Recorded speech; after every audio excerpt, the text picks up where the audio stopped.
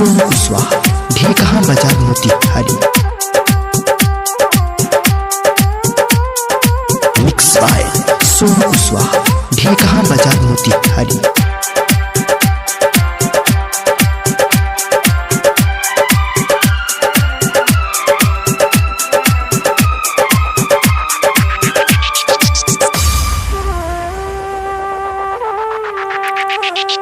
खुश रहिए जोगरनिया पियाबा के घर में, खुश रहिए जोगरनिया पियाबा के घर में। अब कहियो नहीं आइबोगे तोरा नजर में।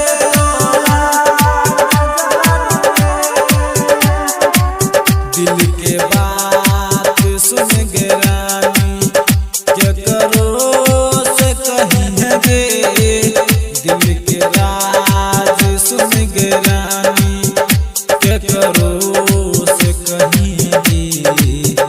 शमशान यह के रनिया गे आंसू नहीं गिरई है। शमशान यह के रनिया गे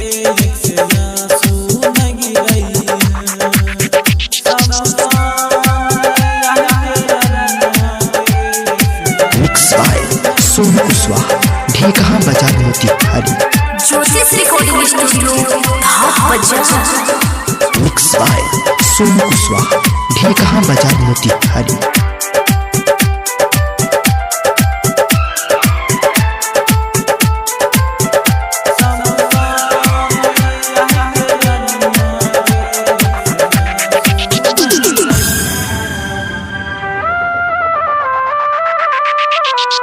भूल जाई है हमारा संगे हंसल बोलल गे, भूल जाई है हमारा संगे हंसल बोलल गे, भूल जाई है तोई कृषि से बस बारी में मिलल गे।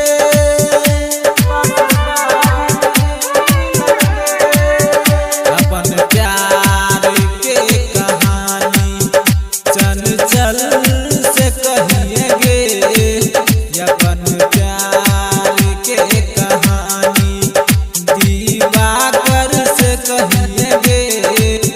शमशान में यह के रनिया गे आंसू में बहई है। शमशान यह के कजली गे शमशान यह गलितिया गे आंसू नहीं गिरई है। हमें मोरी जइबो जहिया पार्टी मनई गे। शमशान यह के कजली गे आंसू नहीं गिरई है। मिक्स बाय सोनू कुशवाहा, ढेकहा बाजार मोतिहारी।